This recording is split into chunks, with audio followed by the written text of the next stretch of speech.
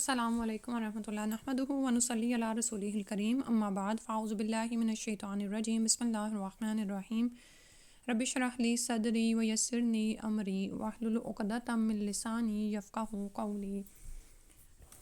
جی الرحیق المختوم کتاب ہم پڑھ رہے تھے اور یہ مولانا صفی الرحمن مبارک پوری کی ہے، انعام یافتہ کتاب ہے جو عربی میں لکھی گئی ہے۔ اس کا ہم اردو ترجمہ انشاءاللہ پڑھیں گے۔ یہ اردو ترجمہ بھی انہوں نے ہی کیا ہے لوگوں کے پرزور اصرار پر، اور اس میں ہم نے شروع میں جو تھوڑی بہت تاریخ کے حوالے سے تھا وہ پڑھا تھا۔ آج ہم نے عرب مستعربہ سے پڑھنا ہے، صفحہ نمبر 36 ہے۔ اگر آپ آن لائن جائیں گے تو یہ بک آپ کو اسی طرح سے PDF میں مل جائے گی، ٹھیک ہے؟ تو اگر آپ خود سے اگر کھول کے سامنے دیکھنا چاہیں، ویسے تو انشاءاللہ میں نے بھی یہ کھولی ہوئی ہے اور اللہ سے دعا ہے کہ آپ کو کلیئر نظر آ رہا ہو، ٹھیک ہے؟ عرب مستعربہ پڑھتے ہیں۔ ان کے جد اعلیٰ سیدنا ابراہیم علیہ السلام اصلاً عراق کے ایک شہر اور کے باشندے تھے۔ یہ شہر دریائے فرات کے مغربی ساحل پر کوفے کے قریب واقع تھا۔ اس کی کھدائی کے دوران جو کتبات برآمد ہوئے ہیں ان سے اس شہر کے متعلق بہت سی تفصیلات منظر عام پر آئی ہیں، اور ابراہیم علیہ السلام کے خاندان کی بعض تفصیلات اور باشندگان ملک کے دینی اور اجتماعی حالات سے بھی پردہ ہٹا ہے۔ یہ معلوم ہے کہ ابراہیم علیہ السلام یہاں سے ہجرت کر کے شہر خران تشریف لے گئے تھے اور پھر وہاں سے فلسطین جا کر اسی ملک کو اپنی پیغمبرانہ سرگرمیوں کا مرکز بنا دیا تھا، ٹھیک ہے؟ تو اس کے پیچھے آپ یاد کر لیں کہ ابراہیم علیہ السلام کو اللہ سبحانہ تعالیٰ نے جب یعنی کہ توحید کی روشنی دی، یعنی وہ ملت ابراہیمی تھے تو لیکن معاشرہ سارے کا سارا مشرک تھا، حتیٰ کہ اپنا باپ بھی مشرک تھا، اور ان کو پھر سارے معاشرے نے اور باپ نے مل کر آگ میں جھونکنے کی ٹھانی تھی، ٹھیک ہے؟ اور اللہ سبحانہ تعالیٰ نے کس طرح سے ان کو بچایا تھا۔ تو پھر جب وہ بہت ستائے گئے تو اس کے بعد ہجرت کر کے شہر حران کی طرف تشریف لے گئے، اور وہاں سے فلسطین جا کر اسی ملک کو اپنی پیغمبرانہ سرگرمیوں کا مرکز بنایا، اور دعوت اور تبلیغ کے لیے یہیں سے اندرون و بیرون ملک مصروف تگ و تاز رہا کرتے تھے، یعنی دعوت اور تبلیغ کا کام کرتے تھے، اور بیسیکلی مرکز کون سا تھا؟ فلسطین، اور وہاں سے اندر اور باہر جہاں بھی انہوں نے جانا ہوتا تھا پھر جاتے تھے۔ ایک بار آپ علیہ السلام مصر تشریف لے گئے، فرعون نے آپ کی بیوی حضرت سارہ علیہ السلام کی کیفیت سنی تو ان کے بارے میں بدنیت ہو گیا اور اپنے دربار میں برے ارادے سے بلایا، لیکن اللہ نے سارہ علیہ السلام کی دعا کے نتیجے میں غیبی طور پر فرعون کی ایسی گرفت کی کہ وہ ہاتھ پاؤں مارنے اور پھینکنے لگا۔ اس کی نیت بد اس کے منہ پر مار دی گئی، اور وہ حادثے کی نوعیت سے سمجھ گیا کہ سارہ علیہ السلام اللہ تعالیٰ کی نہایت خاص اور مقرب یعنی قریب بندی ہیں، اور وہ سارہ علیہ السلام کی اس خصوصیت سے اس قدر متاثر ہوا کہ اپنی بیٹی ہاجرہ علیہ السلام کو ان کی خدمت میں دے دیا۔ پھر سارہ علیہ السلام نے ہاجر علیہ السلام کو ابراہیم علیہ السلام کی زوجیت میں دے دیا، ٹھیک ہے؟ ابراہیم علیہ السلام سارہ اور حضرت ہاجرہ علیہ السلام کو لے کر فلسطین واپس تشریف لائے۔ اللہ تعالیٰ نے ابراہیم علیہ السلام کو ہاجر علیہ السلام کے بطن سے ایک فرزند ارجمند اسماعیل علیہ السلام عطا فرمایا، لیکن اس پر سارہ علیہ السلام جو بے اولاد تھیں ان کو بڑی غیرت آئی، اور انہوں نے ابراہیم علیہ السلام کو مجبور کیا کہ ہاجرہ علیہ السلام کو ان کے نوزائیدہ بچے سمیت جلا وطن کر دیں۔ حالات نے ایسا رخ اختیار کیا کہ انہیں سارہ علیہ السلام کی بات ماننی پڑی۔ ہو سکتا ہے آپ کو یہ بات پھر سے سنتے ہوئے کچھ یعنی ہو رہا ہو، دل میں خیال آتا ہے کہ اچھا انبیاء کی بیویاں بھی، کیونکہ وہ بھی انسان تھیں، اور ایک جو حسد ہوتا ہے بعض اوقات یا رقابت کا جو جذبہ ہوتا ہے نا، وہ تو بیویوں کے مابین ہوتا ہی ہے، ٹھیک ہے؟ وہی چیز ہمیں یہاں پر نظر آ رہی ہے کہ وہ بھی انسان تھیں، اور حالات ایسا رخ اختیار کر گئے کہ یعنی گھر میں اب وہاں پر کہنے کا مطلب یہ ہے کہ گزارا نہیں ہو رہا تھا، ٹھیک ہے؟ تو انہیں سارہ علیہ السلام کی بات ماننی پڑی، اور وہ حضرت ہاجر اور حضرت اسماعیل علیہ السلام کو ہمراہ لے کر حجاز تشریف لے گئے، اور وہاں ایک بے آب و گیاہ وادی میں بیت اللہ شریف کے قریب ٹھہرا دیا۔ اس وقت بیت اللہ شریف نہ تھا، صرف ٹیلے کی طرح ابری ہوئی زمین تھی، سیلاب آتا تھا تو دائیں بائیں سے کترا کر نکل جاتا تھا، سبحان اللہ۔ وہیں مسجد حرام کے بالائی حصے میں زمزم کے پاس ایک بہت بڑا درخت تھا، آپ نے اسی درخت کے پاس ہاجرہ اور اسماعیل علیہ السلام کو چھوڑا تھا۔ اس وقت مکہ میں نہ پانی تھا، نہ آدم اور نہ آدم زاد، یعنی کوئی انسان کا وجود نہیں تھا وہاں پر۔ آپ یہ دیکھیں کہ جیسے پچھلی دفعہ بھی شاید بات ہوئی تھی کہ آج کی طرح کے حالات نہیں تھے، جہاں پر لوگ پانی وغیرہ دیکھتے اور وہاں پر ڈیرا لگا لیتے تھے، تو جہاں پانی نہیں تھا ہوتا وہاں پر انسان کا بھی کیا کام تھا۔ ابراہیم علیہ السلام نے ایک توشہ دان میں کھجور اور ایک مشکیزے میں پانی رکھ دیا، اس کے بعد فلسطین واپس چلے گئے، لیکن چند ہی دن میں کھجور اور پانی ختم ہو گیا۔ ظاہر ہے کتنے عرصے تک چلتا اور سخت مشکل پیش آئی، مگر اس مشکل وقت پر اللہ کے فضل سے زمزم کا چشمہ پھوٹ پڑا اور ایک عرصہ تک کے لیے سامان رزق اور متاع حیات بن گیا۔ تفصیلات ساری معلوم اور معروف ہیں۔ کچھ عرصے بعد یمن سے ایک قبیلہ آیا جسے تاریخ میں جرہم ثانی کہا جاتا ہے۔ یہ قبیلہ اسماعیل علیہ السلام کی ماں سے اجازت لے کر مکہ میں ٹھہر گیا، کیونکہ آپ یہ دیکھیں کہ جو پانی کے پاس ہوتا تھا نا اس کا مالک تصور کیا جاتا تھا، ٹھیک ہے۔ تو حاجر علیہ السلام نے ان کو اجازت دے دی کہ ہاں تم پانی استعمال کرو اور بدلے میں ہم تم سے بھی فائدہ اٹھائیں گے۔ کہا جاتا ہے کہ یہ قبیلہ پہلے مکہ کے گرد و پیش کی وادیوں میں سکونت پذیر تھا۔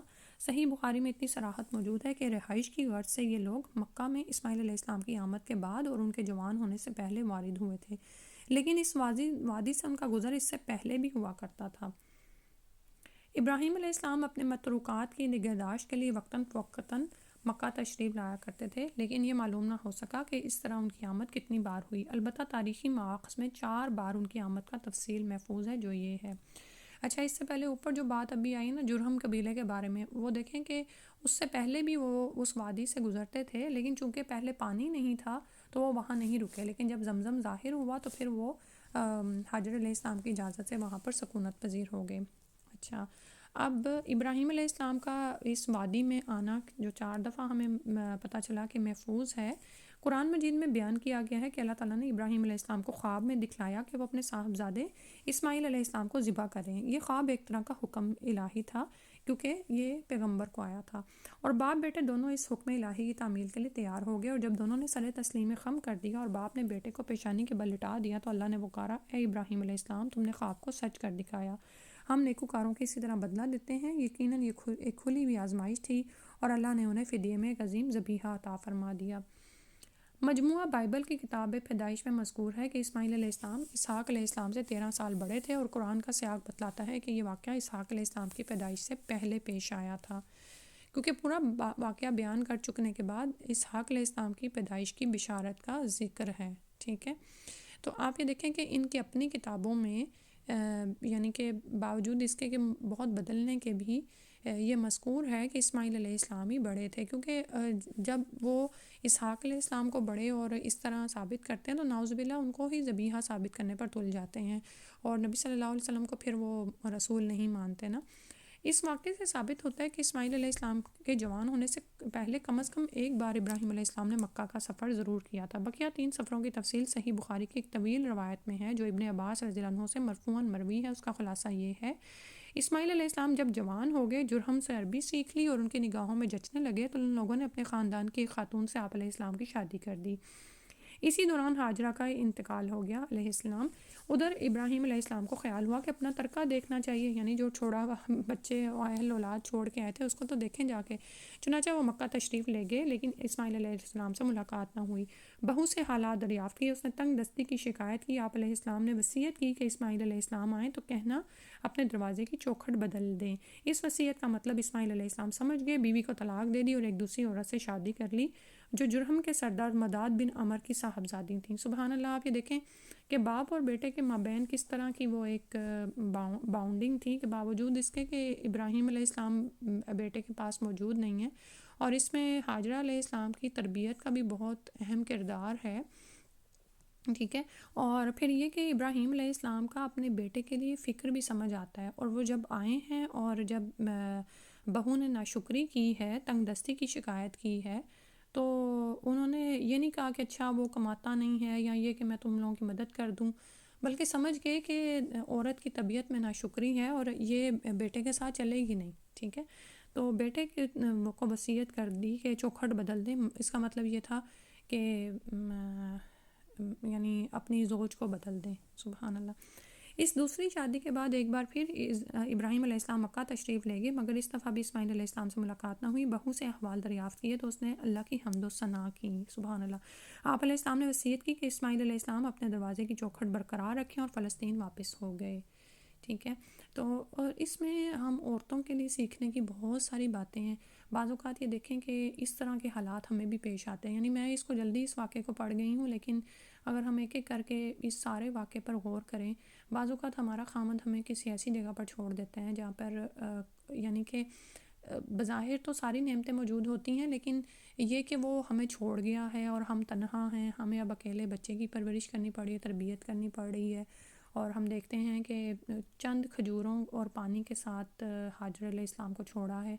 لیکن جیسے پچھلی دفعہ ہم نے پڑھا تھا نا کہ جب انہوں نے کہا کہ ہمیں کس کے بھروسے پر چھوڑ کے جا رہے ہیں، تو یعنی کہ اللہ نہیں پوچھا کہ کس نے آپ کو حکم دیا، تو انہوں نے کہا تھا کہ اللہ نے حکم دیا نا. ٹھیک ہے.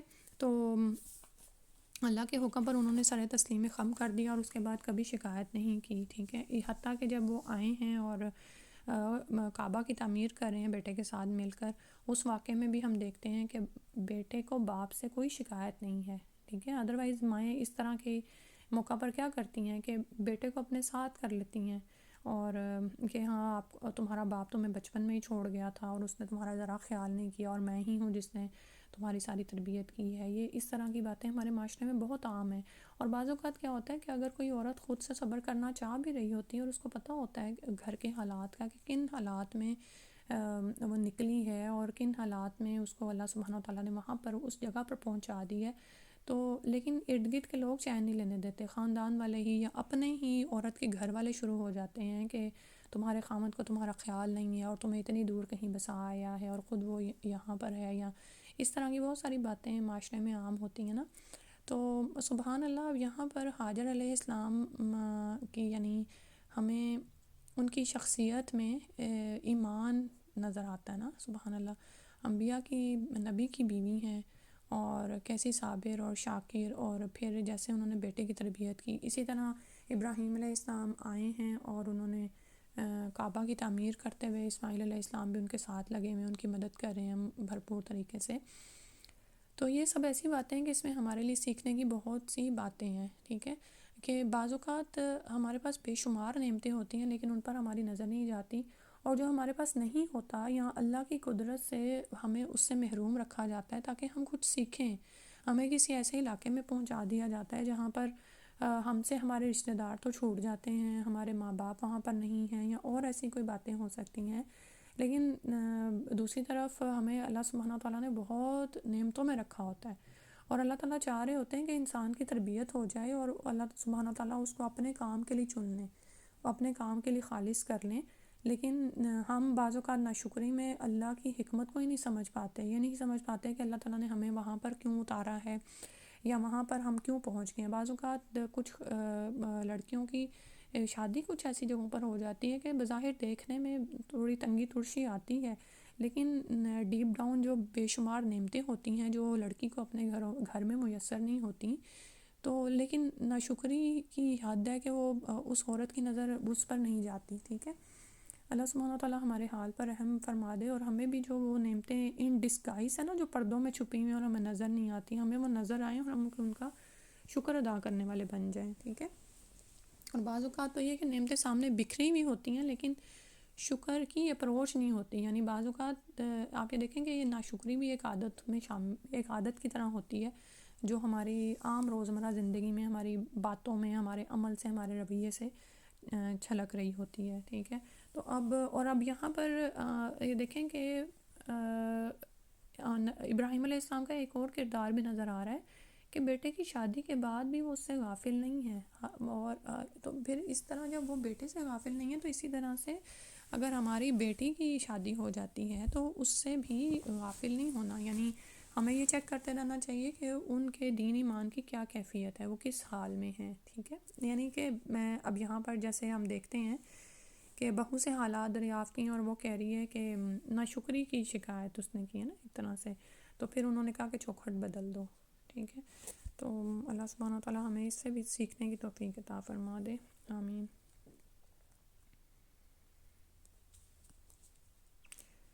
اس دوسری شادی کے بعد تو پھر انہوں نے اگلی وصیت کیا کی تھی کہ اپنے دروازے کی چوکھٹ برقرار رکھیں اور فلسطین واپس ہو گئے. اس کے بعد پھر تشریف لائے تو اسماعیل علیہ السلام زمزم کے قریب درخت کے نیچے تیر گھڑ رہے تھے. دیکھتے ہی لپک پڑے اور وہی کیا جو ایسے موقع پر ایک باپ اپنے بیٹے کے ساتھ اور بیٹا باپ کے ساتھ کرتا ہے.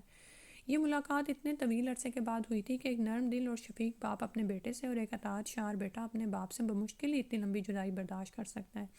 اسی دفعہ دونوں نے مل کر خانہ کعبہ تعمیر کیا، بنیاد کھود کر دیواریں اٹھائیں، اور ابراہیم علیہ السلام نے ساری دنیا کے لوگوں کو حج کے لیے آواز دی۔ سبحان اللہ۔ روایت میں آتا ہے کہ جبل عرفات سے آپ علیہ السلام نے اذان دی، وہ اذان دنیا کے گوشے گوشے میں پہنچی، تو جن روحوں نے لبیک کہا، یعنی روحوں نے وہاں پر، جن روحوں نے قیامت تک وہاں پر پہنچنا تھا انہوں نے لبیک کہا، سبحان اللہ۔ اور یہی دیکھیں کہ آپ اللہ سبحانہ و تعالیٰ کے کرم سے عمرہ اور حج جو لوگ بھی کرنے جاتے ہیں انہوں نے اپنی زندگی میں ضرور محسوس کیا ہوگا کہ یہ اللہ تعالیٰ کا خاص اذن اور اس کا حکم ہوتا ہے کہ ہم وہاں پر پہنچ جاتے ہیں، ٹھیک ہے۔ تو اور انسان وہاں پر ضرور پہنچتا ہے۔ بعض اوقات یہ ہوتا ہے کہ اسباب ہوتے ہوئے بھی انسان وہاں نہیں پہنچ پاتا، کیونکہ وہ روح نے اس وقت کا لبیک نہیں کہا ہوتا، اور بعض اوقات اسباب نہ ہوتے ہوئے بھی انسان وہاں پر ہوتا ہے، سبحان اللہ۔ تو اللہ تعالیٰ نے مداد کی صاحبزادی سے اسماعیل علیہ السلام کو 12 بیٹے عطا فرمائے، جن کے نام یہ ہیں نابت یا نبایوت، کیدار، ادبائیل، مبشام، مشمع، دوما، میشا، حدد، تیمہ، یتور، نفیس، قیدمان۔ ان 12 بیٹوں سے 12 قبیلے وجود میں آئے اور سب نے مکہ ہی میں بدوباش اختیار کی۔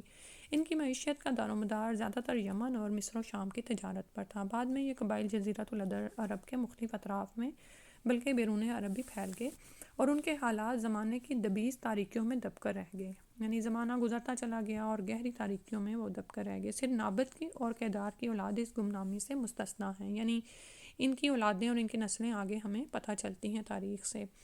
نبطیوں کے تمدن کو شمالی حجاز میں فروغ اور عروج حاصل ہوا۔ انہوں نے ایک طاقتور حکومت قائم کر کے گرد و پیش کے لوگوں کو اپنا باج گزار بنا لیا، یعنی مطیع کر لیا۔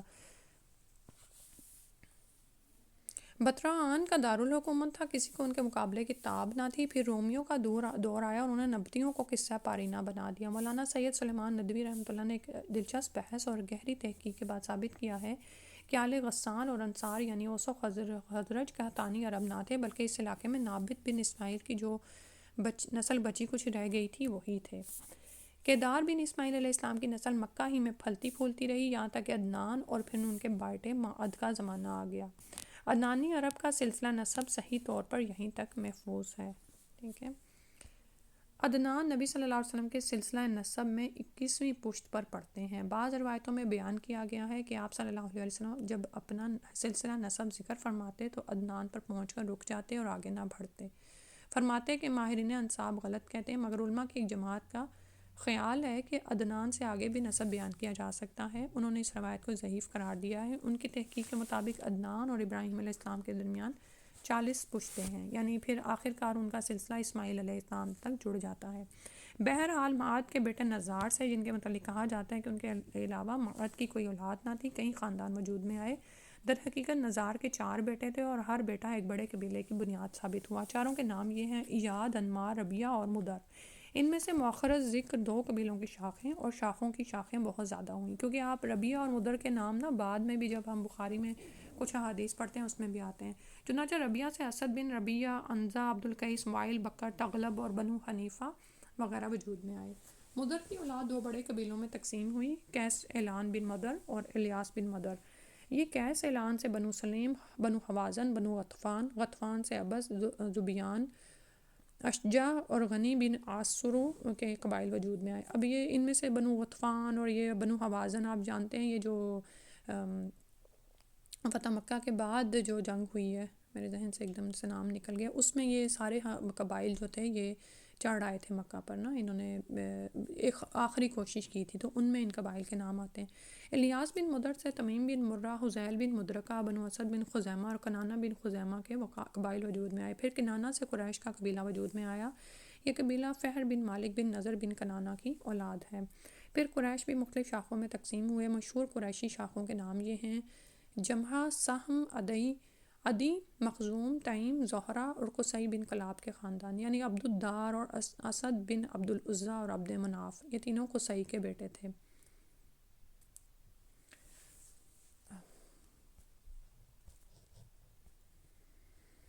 یہ تینوں قصی کے بیٹے تھے. ان میں سے عبد مناف کے 4 بیٹے ہوئے جن سے 4 ذیلی قبیلے وجود میں آئے، یعنی مزید آگے جو قبیلے بنے: عبد شمس، نوفل، مطلب اور ہاشم. انہی ہاشم کی نسل سے اللہ سبحانہ وتعالیٰ نے ہمارے رسول صلی اللہ علیہ وسلم کا انتخاب فرمایا. رسول اللہ صلی اللہ علیہ وسلم کا ارشاد ہے کہ اللہ تعالیٰ نے ابراہیم علیہ السلام کی اولاد میں سے اسماعیل علیہ السلام کا انتخاب فرمایا، پھر اسماعیل علیہ السلام کی اولاد میں سے کنانہ کو منتخب کیا اور کنانہ کی نسل سے قریش کو چنا، پھر قریش میں سے بنو ہاشم کا انتخاب کیا اور بنو ہاشم میں سے میرا انتخاب کیا.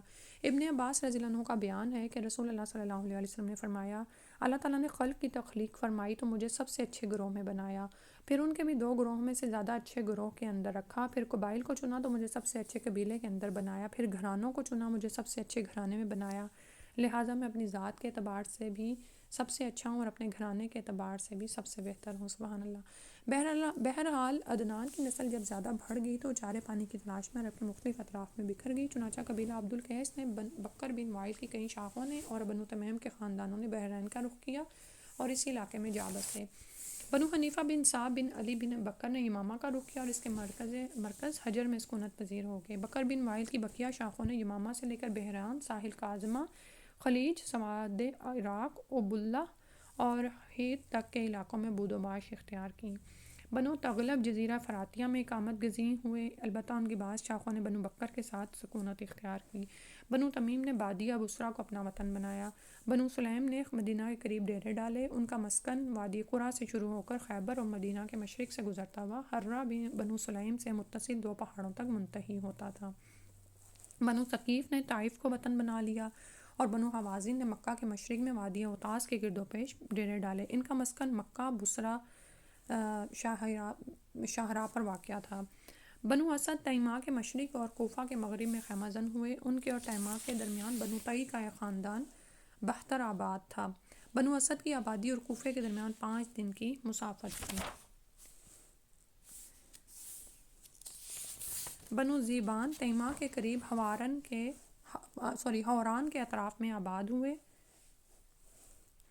تہامہ میں بنو کنانہ کے خاندان رہ گئے تھے. ان میں سے قریشی خاندانوں کی بود و باش مکہ اور اس کے اطراف میں تھی. یہ لوگ پراگندہ تھے، یعنی بکھرے ہوئے تھے. ان کی کوئی شرازہ بندی نہ تھی، مثلا یعنی یہ کہ یہ کوئی ڈسپلنڈ، کوئی آرگنائز قسم کی آبادی نہیں تھی. تانکہ قصی بن کلاب ابھر کر سامنے آیا، یعنی منظر پر آیا اور قریشیوں کو متحد کر کے شرف و عزت اور بلندی اور وقار سے بہرور کیا. یہ جو ابھی ہم نے اوپر پڑھا نا کہ باقی سارے قبیلے تاریخ کی 20 تاریخیوں میں گم ہو گئے، تو صرف قصی کا نام سامنے کیوں آتا ہے؟ کیونکہ یہ ایک اچھا لیڈر تھا، اس نے ان کو متحد کیا اور شرف و عزت اور بلندی اور وقار سے بہرور کیا. ٹھیک ہے، تو آپ یہ دیکھیں کہ جب انسان اکیلے ہوتا ہے تو پراگندہ ہے اور کوئی شرازہ بندی نہیں ہے تو کوئی عزت بھی نہیں ہے.